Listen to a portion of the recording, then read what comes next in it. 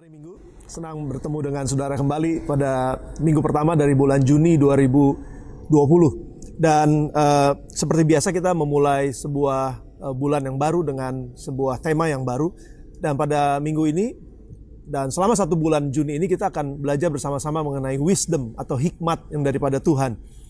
Dan hikmat ini juga diperlukan karena kita sedang membangun kehidupan menjadi seorang yang terhormat. Tuhan menciptakan dunia dengan segala isinya, itu dengan hikmat. Itu yang pemazmur sampaikan, pemazmur katakan, tanpa hikmat tidak ada satupun yang diciptakan. Jadi saudara bisa bayangkan bagaimana kita hidup di dalam dunia ini yang diciptakan oleh Tuhan dengan hikmat, membutuhkan hikmat. Tanpa hikmat kita nggak bisa hidup benar, tanpa hikmat kita nggak bisa hidup berhasil, tanpa hikmat kita nggak bisa hidup dengan baik.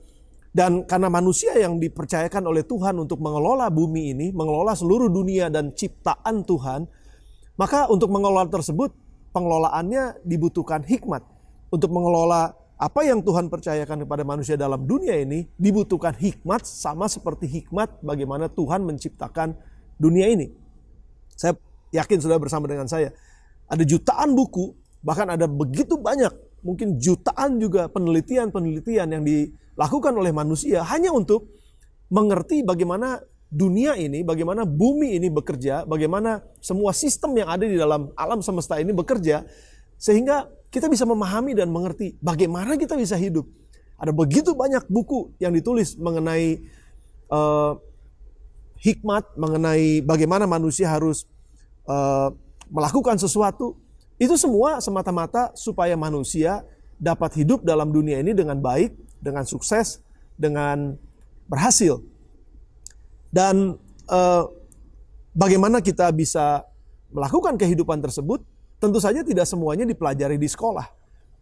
Karena apa yang kita pelajari di sekolah, itu adalah pelajaran yang formal tentu saja, tetapi pada saat kita hidup di tengah-tengah masyarakat, bagaimana kita hidup di dalam dunia kita, itu membutuhkan hikmat secara khusus. Dan ini yang akan kita pelajari bersama-sama. Misalnya dalam pernikahan, dalam sebuah pernikahan, seorang suami atau istri memerlukan hikmat khusus untuk hidup sebagai seorang suami istri, pasangan suami istri. Dan bagaimana bisa berhasil di dalam sebuah rumah tangga, dibutuhkan hikmat. Dalam dunia usaha misalnya, seorang pengusaha atau seorang karyawan, orang yang bekerja di dalam sebuah industri misalnya, membutuhkan hikmat juga yang sebenarnya juga nggak dipelajari di sekolah, tetapi itu dipelajari dalam kehidupan sehari-hari. Bagaimana hidup dalam keluarga tidak dipelajari di sekolah, tentu saja. Bagaimana hidup dalam dunia bisnis, dalam dunia kerja, juga seringkali tidak didapatkan di dalam bangku sekolah. Dan demikian juga dengan profesi-profesi yang lainnya. Kalau kita mengerti ada kedokteran, ada sekolah kedokteran. Lalu ada sekolah, misalnya sekolah militer, ya. Lalu ada sekolah-sekolah dengan ilmu-ilmu yang lain, disiplin yang lain. Dan semuanya itu mungkin saja bisa dipelajari di sekolah. Tetapi pada kenyataannya ketika kita masuk dalam kehidupan sehari-hari, sesuai dengan profesinya masing-masing, dibutuhkan hikmat tertentu untuk bisa mengerjakan sesuatu yang memang nggak dipelajari di bangku sekolah. Contoh, saya sekolah Alkitab. Dan waktu saya sekolah Alkitab, nggak pernah dipelajari bahwa satu saat nanti di tahun 2020 akan terjadi pandemik di dunia ini. Sehingga mengubah wajah gereja, mengubah wajah pelayanan. Nggak pernah itu dipelajari di bangku sekolah. Tetapi untuk menghadapi kondisi dan situasi seperti itu dibutuhkan hikmat. Bagaimana kita bisa melewati masa-masa ini dengan baik. Jadi ada begitu banyak hikmat yang kita butuhkan untuk bisa melewati hari-hari kita, melewati kehidupan kita dari hari ke hari, untuk bisa menang. Dan itu juga yang disampaikan oleh kitab Pengkhotbah. Ketika Salomo menuliskan ini, dia katakan jika besi menjadi tumpul dan tidak diasah, maka orang harus memperbesar tenaga. Tetapi yang terpenting untuk berhasil adalah hikmat. Pengkhotbah 10 ayat yang ke-10. Nah, kita mengerti dari ayat ini dikatakan, kalau kita nggak mempertajam atau mengasah besi, maka orang bekerja dengan tenaga yang besar. Tetapi kalau kita mengasah hikmat kita, mengasah pengetahuan kita, pengertian kita, pemahaman kita, maka kita akan semakin tajam untuk bisa mengerti mengenai kehidupan ini dan bagaimana meresponi kehidupan yang sedang kita jalani. Mana yang saudara pilih? Ada orang yang kerja keras, banting tulang, setiap hari, mengeluarkan keringat, effort yang begitu besar. Tapi dengan penghasilan misalnya 10. Tetapi ada orang-orang yang mungkin bekerjanya nggak terlalu keras seperti itu, tapi dia punya hikmat yang luar biasa, tapi penghasilannya bisa jadi 100, saudara. Nah, kita sering kali melihat di dalam kenyataan sehari-hari bahwa ada banyak orang yang bekerja keras luar biasa, sampai betul-betul ya sepertinya upside down begitu ya, bumi sepertinya bulak-balik jadinya, tapi tetap mendapatkan hasil yang ya begitu aja gitu. Tapi ada orang-orang yang sementara mungkin kerjanya nggak terlalu dari pagi sampai malam, kelihatannya santai aja gitu, tapi dia punya hikmat dan dia bisa memecahkan ada begitu banyak masalah dan justru dia mendapatkan hasil yang jauh lebih besar daripada orang yang bekerja jungkir balik seperti tadi. Mana yang saudara mau pilih? Demikian dalam kehidupan sehari-hari kan saudara. Karena kurang hikmat, maka kehidupan rumah tangga jadi begitu heboh gitu, terus-menerus konflik. Dan pada akhirnya membutuhkan energi yang besar untuk menyelesaikan konflik tersebut. Tapi beda kalau kita belajar hikmat untuk bisa hidup di dalam kehidupan rumah tangga setiap hari. Kita belajar hikmat yang benar. Maka kita nggak perlu effort yang besar karena harus menyelesaikan konflik-konflik yang begitu banyak. Demikian juga dengan pekerjaan atau pelayanan mungkin. Ya karena kurang hikmat maka dibutuhkan waktu yang banyak dan tenaga yang besar untuk menyelesaikan sebetulnya satu masalah yang sebenarnya dapat diselesaikan dalam waktu yang singkat. Keputusan yang sederhana sebetulnya. Tetapi karena kurang hikmat maka masalah yang kecil jadi begitu besar gitu. Sehingga ada banyak orang yang terbelit di dalam kehidupannya, berputar-putar dalam kehidupannya, hanya semata-mata tidak memiliki hikmat. Oleh sebab itu saudara, kita perlu mempertajam hikmat kita, mengasah terus hikmat kita. Supaya kita bisa menjadi lebih efektif dalam kehidupan ini, menjadi lebih baik dalam kehidupan ini, dan kita nggak salah memilih di dalam perjalanan kehidupan kita. Nah, apa sih hikmat itu sebetulnya? Saya coba renungkan dan coba baca-baca dan mendapatkan satu pemahaman bahwa hikmat adalah kemampuan seseorang untuk menimbang sebuah keadaan atau kondisi dan mengerti untuk membuat keputusan yang tepat dan benar. Hikmat adalah kemampuan untuk menimbang, kemampuan seseorang untuk menimbang sebuah keadaan dan mengerti bagaimana memutuskan sebuah keputusan yang pada akhirnya bisa menolong dia melewati keadaan tersebut. Nah, bagaimana kita mengasah hikmat kita menjadi lebih tajam, itu ada prosesnya, saudara. Seperti kita tahu bahwa kehidupan kita yang terlihat sekarang itu adalah refleksi daripada apa yang ada di hati kita. Oleh sebab itu kenapa Amsal mengatakan dalam Amsal pasal yang keempat ayat ke-23, jagalah hatimu dengan segala kewaspadaan karena dari situlah terpancar kehidupan. Bagaimana kehidupan yang terlihat itu semuanya terrefleksikan dari apa yang ada di dalam hati kita. Dan Amsal pasal yang kedua ayat yang ke-10 juga katakan bahwa hikmat itu akan masuk ke dalam hatimu. Hikmat itu akan masuk ke dalam hatimu. Dan pengetahuan akan menyegarkan jiwamu. Jadi hikmat itu akan menguasai hati kita. Dan dari hati itu akan keluar kehidupan kita. Jadi bagaimana kehidupan kita, itu sangat ditentukan dengan bagaimana hati kita. Dan bagaimana hati kita sangat ditentukan dengan hikmat yang masuk di dalam hati kita. Ke dalam hati kita. Nah, dulu saya pernah khotbahkan ini buat saudara cukup lama, tapi saya ingin ingatkan kepada saudara kembali mengenai apa yang pernah saya sampaikan dari dalam kitab Yakobus pasal yang ke-3 ayat yang ke-15. Ada berbagai macam sumber hikmat yang akan masuk ke dalam hati manusia dan pada akhirnya itu akan merefleksikan kehidupannya. Ada 4 yang Yakobus katakan. Yakobus pasal yang ke-3 ayat yang ke-15. Itu bukanlah hikmat yang datang dari atas, tetapi hikmat dari dunia, dari nafsu manusia, dan dari setan-setan. Nah, rupanya saudara, Alkitab mengajarkan ada 4 sumber hikmat. Hikmat yang pertama itu hikmat dari atas, hikmat dunia, lalu ada hikmat nafsu manusia, dan hikmat setan-setan. Nah, seringkali kalau kita kan, kalau lagi ada masalah kita bilang gini, wah setan nih lagi bekerja katanya. Atau wah ini kita lagi dicobai sama setan. Atau bahkan mungkin ada orang yang mengatakan kita sedang dicobai oleh Tuhan. No. Kita lihat dulu ini baik-baik saudara. Ada 4 sumber hikmat yang itu semuanya akan masuk ke dalam hati manusia dan mempengaruhi kehidupan manusia itu sendiri. Bagaimana hidup kita sekali lagi dipengaruhi oleh hati kita, dan apa yang di hati kita sangat tergantung dari apa yang masuk ke dalamnya, yaitu hikmat. Hikmat yang mana yang akan masuk? Nah, saya ingin bahas kepada saudara, mengingatkan kepada saudara, nah apa yang perlu kita ingat dari kebenaran ini.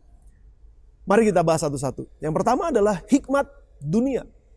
Apa yang dimaksud dengan hikmat dunia? Hikmat dunia adalah hikmat yang logis sebenarnya. Ya, kita belajar segala macam pengetahuan dalam dunia ini, dan itu yang membuat kita punya logika gitu. Nah, sesuatu yang logis gitu, sesuatu yang nyata, sesuatu yang bisa kita hitung-hitung gitu.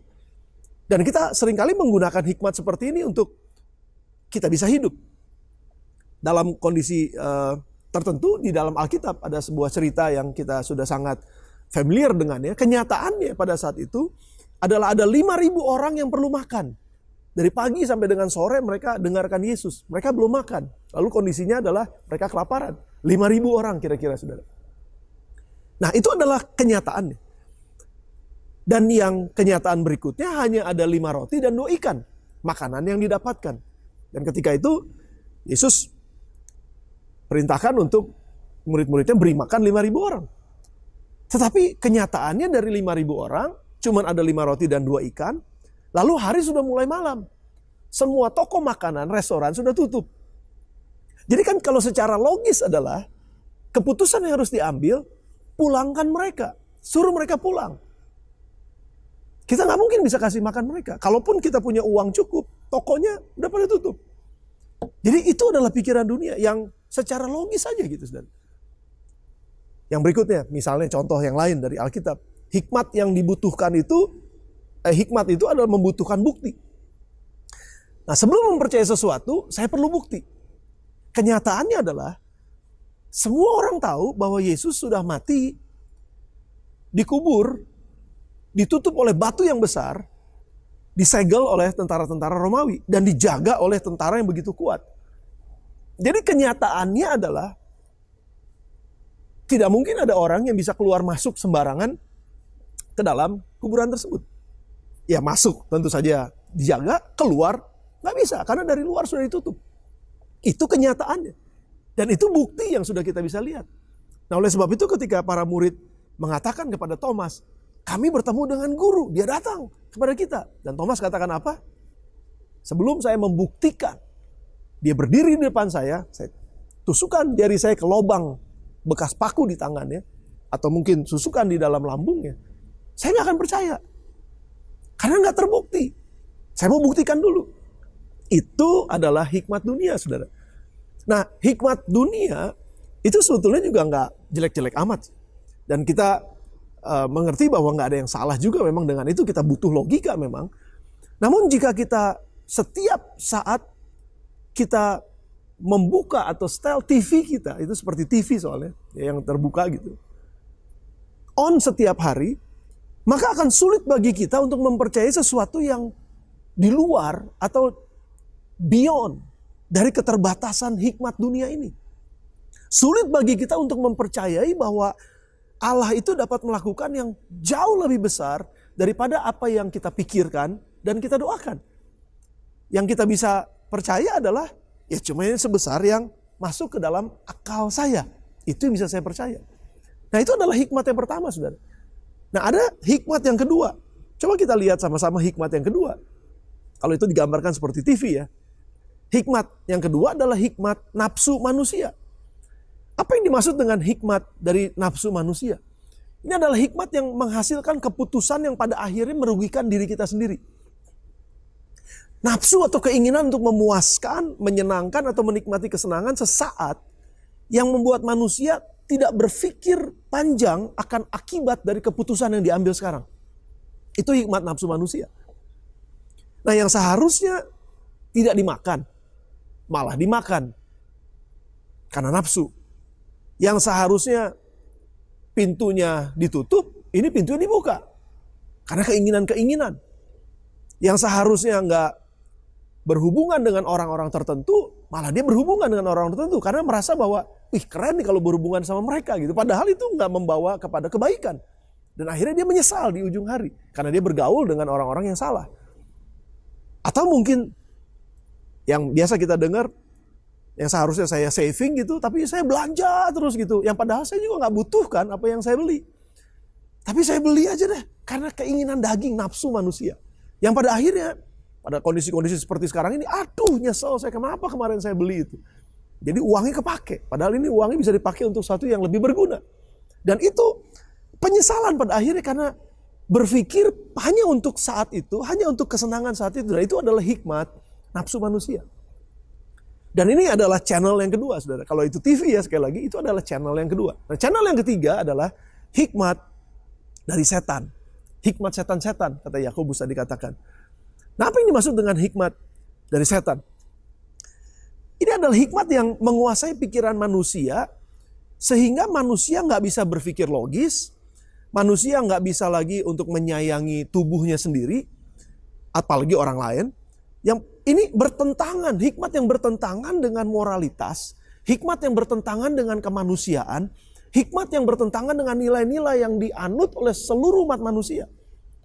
Contoh yang paling gampang adalah, kok anak bisa membunuh orang tuanya? Bahkan, maafkan saya, hewan aja sayang kepada anaknya atau kepada orang tuanya kan. Tapi ada orang tua bunuh anak, padahal hewan aja, binatang aja sayang betul sama anaknya. Tapi ini ada manusia yang membunuh orang tuanya atau anaknya. Hikmat dari mana ini, saudara? Bagaimana dengan kejadian-kejadian begitu banyak seorang ayah memperkosa anak gadisnya, anak kecil, anaknya sendiri. Kalau bukan hikmat dari setan, kan gak mungkin itu terjadi, saudara. Bagaimana dengan bunuh diri? Kasus-kasus bunuh diri ada begitu banyak, sehingga orang gak bisa melihat lagi hal-hal yang logis, misalnya. Orang gak bisa lagi melihat hal-hal yang menemukan jalan keluar, misalnya. Sehingga jadi frustasi, depresi. Dia gak bisa lagi berpikir dengan jernih. Dan akhirnya apa? Hikmat dari setan masuk. Dan akhirnya dia bisa membunuh dirinya sendiri. Gak ada orang yang mau menyakiti dirinya sendiri. Tapi kalau dia udah sampai membunuh dirinya sendiri, artinya itu udah pakai hikmat setan. Nah, saudara, kalau saya berikan ilustrasi ini buat saudara. Jadi, kalau pikiran kita itu seumpama TV tadi, kita hanya bisa memainkan satu channel dalam satu waktu. Kita nggak bisa mainkan tiga-tiganya atau empat-empatnya, nggak bisa. Kita hanya bisa memainkan satu channel dalam satu waktu. Nah, yang keempat, yang terakhir adalah hikmat dari atas. Dan ini yang sebenarnya kita mau pelajari pada hari ini, sesuai dengan tema kita, hikmat yang dari atas. Saya mulai dengan Ayub 28 ayat yang ke-28. Apa yang Ayub katakan? Sesungguhnya takut akan Tuhan itulah hikmat. Dan menjauhi kejahatan itulah akal budi. Jadi hikmat dan akal budi yang sesungguhnya adalah takut akan Tuhan dan menjauhi kejahatan. Mendekat kepada Tuhan dan menjauhi kejahatan. Nah, ada 3 parameter, saudara, untuk bisa mengukur hikmat yang dari atas ini. Hikmat yang dari sorga, hikmat yang dari Tuhan. Ada 3 hal. Yang pertama adalah value, saudara. Nilai-nilai dalam kehidupan kita. Nah, kalau kita punya value yang jelas, nilai hidup yang jelas, maka nggak akan sulit bagi kita untuk memilih mana yang harus kita putuskan. Contoh dalam cerita Ayub misalnya. Nah, Ayub ketika dia mengalami kesukaran yang besar, sudah bisa bayangin ya, hartanya habis dalam 1 hari. Kalau dia orang yang sangat kaya pada saat itu. Anak-anaknya meninggal dalam 1 hari yang sama. Dan dalam hari yang sama juga, tiba-tiba Ayub dihinggapi oleh sebuah penyakit yang pada saat itu belum ada obatnya. Dari ujung kepalanya sampai ujung kaki. Gatel-gatel. Garuknya mesti pakai beling katanya, saudara. Pakai benda yang tajam sampai hancur kulitnya. Dan dalam kondisi yang sangat sulit seperti itu, karena Ayub punya value, menghormati Tuhan, itu adalah value-nya. Mencintai Tuhan dengan sungguh-sungguh, itu adalah value-nya. Nah, ketika dalam kondisi seperti itu, masalah tekanan, kondisi yang berat sedang dihadapi, istrinya katakan, Ayub, lebih baik kamu mati sekarang, kutuki Tuhan dan cepat mati aja. Nah, ketika istrinya menyarankan hal seperti itu, karena Ayub punya nilai hormati Tuhan, cintai Tuhan, dedikasikan hidupmu untuk Tuhan, itu kira-kira nilai yang Ayub punya. Maka sangat mudah untuk Ayub untuk berkata kepada istrinya, kamu seperti perempuan gila. Kamu cuma mau yang baik dari Tuhan. Tapi kamu nggak mau menerima sesuatu yang mungkin kurang baik buat dirimu. Lihat saudara, Ayub tidak berbuat dosa dengan mulutnya atau dengan pikiran dan hatinya. Karena dia punya nilai yang jelas. Saudara, kalau kita punya nilai yang jelas dalam kehidupan kita nggak akan gampang tergoda untuk mengambil uang yang bukan milik kita. Kita nggak akan gampang tergoda untuk mengambil sesuatu yang bukan milik kita. Karena kita punya nilai untuk bisa menghormati Tuhan, mengasihi sesama kita. Nah, kalau kita punya nilai yang jelas, saudara, itu yang akan menolong kita untuk bisa hidup di dalam hikmatnya Tuhan atau hikmat yang dari atas. Yang kedua, saudara, selain value, kita juga memiliki tujuan hidup. Milikilah tujuan hidup yang jelas. Tujuan hidup yang dari Tuhan, sesuai dengan firman Tuhan. Nah, kalau kita memiliki tujuan hidup yang jelas, sebagai contoh ya, kalau kita sedang berdiri di satu tempat yang begitu banyak angkot misalnya dengan berbagai macam trayek, ada trayek 01, 02, 03, 04 dan lain sebagainya. Nah, kalau kita jelas dengan tujuan kita, maka kita nggak akan bingung memilih nomor trayek mana yang harus saya naikin. Karena jelas. Saya mau pergi ke Pasar Anyar misalnya, saya naik 02. Saya nggak akan naik 08. Saya nggak akan naik nomor 10 misalnya. Atau nomor yang lain, whatever it is. Ya, karena saya udah jelas tujuan saya, jadi saya akan naik kendaraan yang tepat gitu. Nah, demikian dengan kehidupan kita, saudara. Kalau kita punya kehidupan yang jelas, tujuan hidup yang jelas, maka kita nggak akan sembarangan memilih teman hidup misalnya. Kita nggak akan sembarangan memilih pasangan hidup kita. Ya, jangan mentang-mentang, oh karena saya udah usia saya udah cukup banyak, saya belum dapat jodoh. Lalu tiba-tiba siapa aja yang datang, yang dekat sama kita, lalu kita pikir, wah ini jodoh kita, saya pilih aja udah langsung. No, tapi kalau kita tahu tujuan hidup kita dengan jelas, kita nggak akan sembarangan memilih teman hidup kita. Demikian juga sebetulnya dengan, kalau saudara adalah mahasiswa atau lulus SMA misalnya, saudara kalau jelas dengan tujuan hidupmu, maka engkau akan jelas juga untuk memilih program apa atau universitas mana, jurusan apa yang harus saya ambil. Karena jelas dengan tujuan. Sehingga engkau nggak perlu putar-putar keliling-keliling dan akhirnya nggak jelas juga dengan kuliahnya. Kalau kita punya tujuan yang jelas kita akan dengan cepat bisa mengambil sebuah keputusan yang efisien. Keputusan yang tepat.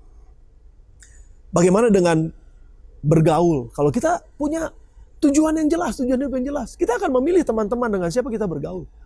Kalau jelas kita bergaul dengan si A itu membuat tujuan hidup kita jadi semakin jauh, ya kita nggak akan bergaul sama dia, cukup kenal aja.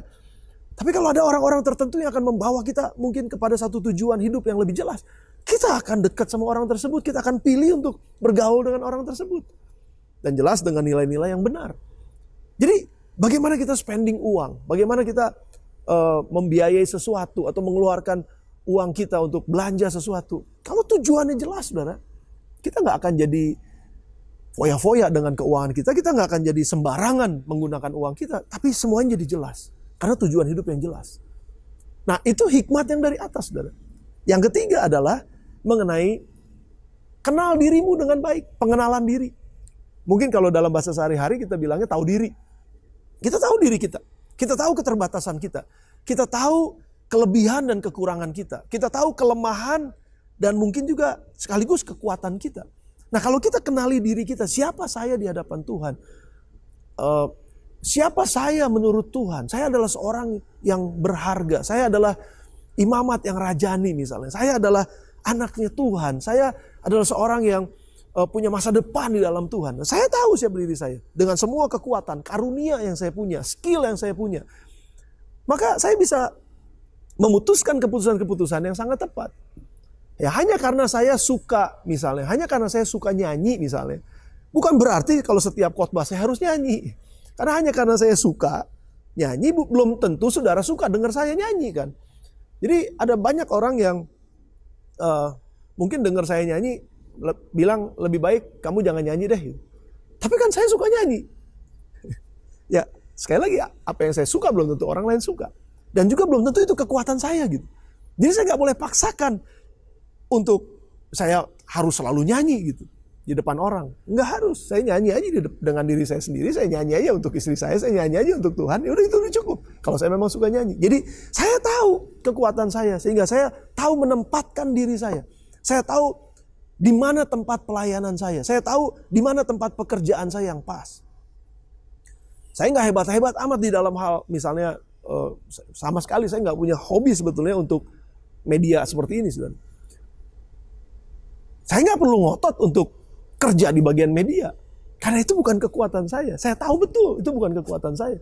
Jadi saya bisa menempatkan diri saya, istilahnya saya tahu diri dengan diri saya, sehingga saya bisa tepat membuat sebuah keputusan untuk menjalani kehidupan saya selanjutnya. Jadi yang pertama, untuk kita bisa hidup di dalam hikmat yang dari atas, yang pertama adalah kita harus punya value, nilai-nilai hidup, tujuan hidup, dan juga mengenali diri kita sendiri. Nah, kita harus mengembangkan ketiga parameter tersebut, saudara.